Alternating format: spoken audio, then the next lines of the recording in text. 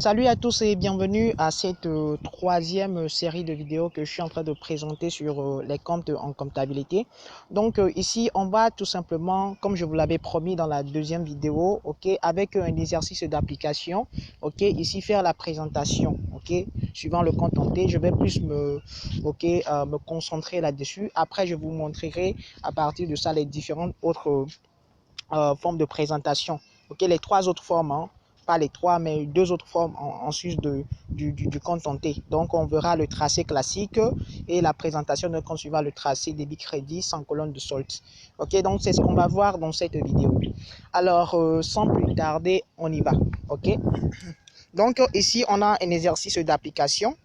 Ok, pour ceux qui ont acheté, bon, vous avez déjà le livre si vous avez cette vidéo. Cela stipule que vous avez déjà le livre. Alors, ça veut dire tout simplement, ici, on a un exercice d'application et voici les opérations qui y sont.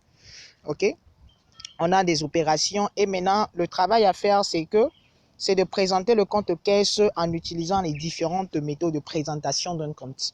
Ok, donc comme dans la vidéo précédente, je vous avais dit que pour présenter un compte, il y a au fait 5 étapes à suivre. La première étape, c'est de savoir le compte qu'on est en train de présenter. Ok, ici c'est le compte caisse. Seconde étape, c'est d'ouvrir le compte là. Ok, troisième étape, c'est de faire quoi? C'est tout simplement d'enregistrer toutes les opérations qui ont été faites au cours de la période là. Et ensuite faire l'imputation. J'ai déjà expliqué cela, donc ce n'est que le report. Donc ensuite faire l'imputation et à la fin clôturer le compte. Ok, donc on va respecter successivement ces étapes ici et on aura alors la présentation de notre compte caisse. Ok, donc la première étape, nous on connaît déjà le compte qu'on veut présenter. Ok, c'est le compte caisse. Ok, donc on va l'intituler et y inscrire un avoir initial. Donc on aura débit, 57 de caisse, crédit. Et puis l'avoir initial, ça se trouvait comment? Au premier jour de la période. Ok, donc on va voir l'exercice là. Donc on dit voici les opérations. Ok, et c'est à partir du 2 septembre 2020. Ok, donc c'est souvent, ok, je le répète souvent, vos exercices sont mensuels. Ok, souvent vos exercices sont mensuels. Donc ici, on va y aller chercher tout simplement le solde initial ou bien l'avoir initial au 1er septembre 2020. Ok, donc c'est ce qu'on va faire. Donc c'est ce qu'on va faire. Ok, on va y aller chercher le solde initial au 1er janvier. Au 1er septembre, excusez-moi, 2020. Ok, donc quelle information on a dessus? Ici, on nous dit, lorsqu'on fouille dans l'exercice, vous allez fouiller chez vous, vous allez voir que à la fin, ils nous disent il reste dans la caisse au 31 août 2020 une somme de 100 000 francs. Vous voyez, il reste dans la caisse au 31 août 2020 une somme de 100 000 francs. Donc, c'est l'information qu'on a. Mais ici, normalement, ce qu'on devrait chercher, le solde initial, on sait que ça devrait se trouver au 1er septembre 2020. Mais on n'a qu'une information qui nous est donnée au 31, au 31 août 2020. Alors, comment est-ce qu'on va utiliser cette information pour pouvoir avoir le solde initial au 1er septembre 2020? Ok, ce qu'il faut comprendre de manière pratique, ok, comme je vous l'avais déjà expliqué dans la vidéo passée, c'est que si par exemple lorsqu'on serait en août, ok, 2020, on serait en train de travailler sur le mois d'août, ok, toujours avec la présentation du compte banque, on aurait à clôturer ce compte à quelle date?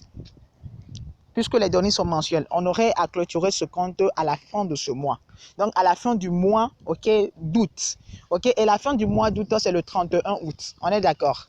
Donc, c'est le solde là qu'on nous a donné. Puisque, à la clôture de l'exercice, on sait que c'est quoi? On fait le total débit, on trouve le total débit, on trouve le total crédit et on calcule le solde final. Donc, c'est ce qu'ils ont fait. Ça veut dire que au 31 août 2020, ok, la somme de 100 000 francs qui a été donnée, ok, ce n'est que le solde, ce n'est qu'un solde qui a été donné. Maintenant, la seconde question à se poser là-bas, est-ce que ce solde qui a été donné est un solde débiteur ou bien un solde créditeur? Donc, c'est la question tout simplement à se poser. Et là, à ce niveau, c'est très, très simple, ok? Avec les opérations de compte banque, compte caisse, compte CCP, ok, ces trois types de comptes-là, lorsqu'on vous dira qu'il reste, ok, ceci, un tel montant, un montant X, il faut tout simplement savoir que le montant là est un solde débiteur. Ok? Maintenant, de manière pratique, comment faut-il comprendre ça? Ok? Comment faut-il comprendre? Ça veut dire que ici, le compte caisse, ce qu'on veut savoir dans la pratique, normalement, je vous explique un peu pour que vous voyez un peu ce que ça veut dire. Ok? Au niveau du mois d'août, ok, avec cet exercice, hein, du mois d'août, ok, il y a eu des opérations qui ont été faites et à la fin, donc au 31 août, on s'est posé la question, bon, combien d'argent nous reste-t-il, ok, dans notre compte caisse. Donc, c'est ce qui nous avait poussé à clôturer le compte à cette date-là. Donc, lorsqu'on va démarrer, ok, le mois de septembre, nos activités de septembre, on va démarrer avec ces 100 000 francs qui avaient été trouvés au 31 août là, ok, au septembre 2020, ok. Donc, ce qui veut dire qu'on a démarré avec le reliquat, ok, qui était trouvé au niveau du 31 août 2020. Donc, comme on démarre avec ce reliquat, ok, donc il reste, ok, donc ce n'est qu'un solde débiteur, ok, ce 100 000 francs. Ça veut dire ici que le solde initial à la fin, au finish, ok, c'est un solde débiteur de 100 000, ok, avec l'ouverture de notre compte. Alors, ce qui nous pousserait à avoir ceci comme tableau. Donc, je vais le mettre là. Donc, on aurait ceci comme tableau à ce niveau-là. Ok, bien sûr, les 8500 là ne feront pas partie de ça. Donc, on vient d'ouvrir le compte là. Ok, donc, on vient de respecter la deuxième étape. Maintenant, on va passer à la troisième étape. Qu'est-ce qu'on fait? Donc, à la troisième étape, ce qu'on fait, ok, c'est très simple. On va voir toutes les opérations, ok, qui ont été enregistrées au cours du mois de septembre. Donc, après le premier mois de septembre, donc jusqu'à la fin du mois de septembre. Donc, on va voir s'il y a eu des opérations qui ont été réalisées depuis le 2 septembre jusqu'au 30 septembre 2020. Donc, c'est ce qu'on va essayer de vérifier. Donc, on va voir, oui, il y a eu différentes opérations qui ont été réalisées. OK? Donc, à ce niveau, il faut les comptabiliser. Et là, je ne vais plus refaire comment comptabiliser toutes ces choses-là. On avait déjà vu. Alors, une fois que ce sera comptabilisé, c'est ce que j'ai fait dans la solution. OK? Donc, on aurait tout ceci comme solution. Donc, voilà la comptabilisation de tout cela. OK? Donc, une fois que la comptabilisation est faite, on passe à l'étape suivante, qui est la quatrième étape, qui est l'étape de l'imputation. Et maintenant, ok, l'étape de l'imputation, comme je vous l'avais expliqué, c'est le fait de voir simplement au débit, ok, le compte qu'on veut présenter et de voir le montant qui correspond à ce compte-là et le reporter fidèlement, soit au débit, soit au crédit. Alors, c'est très simple, c'est ce qu'on va faire. Donc, la première des choses, une fois que vous finissez d'enregistrer, ok, les opérations, on va prendre premièrement la colonne de débit. Ok, ici le compte qu'on est en train de présenter, c'est le compte caisse. Donc, on va voir au débit, ok, quels sont les comptes caisse. On va reporter fidèlement. Donc, je disais qu'on va considérer la colonne de débit, ok, et voir les comptes séquencés de là-bas et reporter les montants fidèlement. Alors, comment est-ce que ça se fait? On voit la colonne de débit. Donc, ici, on commence. Ça, c'est la colonne de débit, hein, on le sait. Hein. Je vais le mettre là. Ça, c'est la colonne de débit. OK, on est d'accord? Donc, on va voir les comptes séquencés. Dans cette colonne, il y a séquencés de débit. On est d'accord? Ici. Et quel est le montant qui correspond? On a 275 000 qui correspond à ce séquencette-là. Donc, ce qui va se faire, on va reporter ça fidèlement. OK? Donc, à la date du 2, automatiquement, on va dans notre compte en T. Vous allez voir 275 000 qui a été reporté où? Au débit. Vous le voyez. Donc, c'est la même chose qu'on va faire, ok, pour la colonne de débit. On va vérifier très rapidement. OK? Donc, après le séquencette là, on vient toujours, on a un autre séquencette pour 190 000. OK? Donc, on va reporter ça fidèlement. OK? On a 190 000. Après les 190 000, OK? On a... est-ce qu'il y a encore séquencette au débit? Donc, on cherche, on descend. Oui, il y a un séquencette ici. OK, il y a un séquencette là. ok, le montant c'est de 345 000.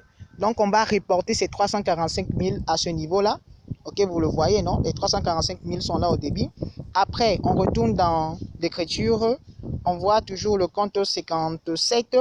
Oui, ici. Donc pour 270 000. On reporte donc 270 000. Et au finish, il y a toujours un compte 57 au débit pour 125 000, ok, que vous allez reporter 125 000. Donc, vous voyez, c'est tout ce qui a été simplement fait. Ok, c'est comme ça qu'on l'a fait. Maintenant, pareil pour le crédit. Maintenant, on va considérer la colonne de crédit. Ok, ça, c'est la colonne de crédit. Et tout simplement, voir les comptes 57. C'est le compte-là qu'on est en train de présenter. Maintenant, ici, il n'y a pas de 57. Ici, il y a deux 57. Donc, le premier, il y a 57 pour 8500 et puis 57 pour 150 000. Donc, on va reporter ça fidèlement. 8500, 150 000. Après, on y va. Il y a encore quoi après, il y a aussi 57 pour 82 950. Donc, on va reporter fidèlement 82 950. Ok, c'est ça. Après, toujours, on repart dans nos écritures. Il y a encore 57 au crédit pour 100 000. Ok, qu'on va mettre, on va reporter fidèlement 57 pour 100 000. Et à la fin, ok, il y a toujours 57 ou le dernier 57 pour 270 300. Ok, ce qu'on va reporter fidèlement 270 300. Ok, vous avez vu, donc c'est de cette manière que cela a été fait. Donc, lorsque vous aurez fini de faire cela, ok, vous allez obtenir ceci. Ok, sans les totaux. Ok, sans les totaux. Donc, sans les totaux. Donc, ça, c'est tout simplement la quatrième étape. Maintenant, la dernière étape, comme on le connaît tous, ok, c'est tout simplement de faire quoi? C'est de clôturer le compte. Ok, donc ici on va clôturer le compte, c'est de calculer le total débit, le total crédit et maintenant de trouver le solde là, le solde final. Ok, donc c'est la même chose. Vous allez calculer le total depuis ici jusqu'ici et le total depuis ici jusque là. Ok, donc lorsque vous allez calculer le total débit du solde initial jusqu'à la fin, vous allez trouver 1 305 000. Ok, vous allez trouver les 1 305 000.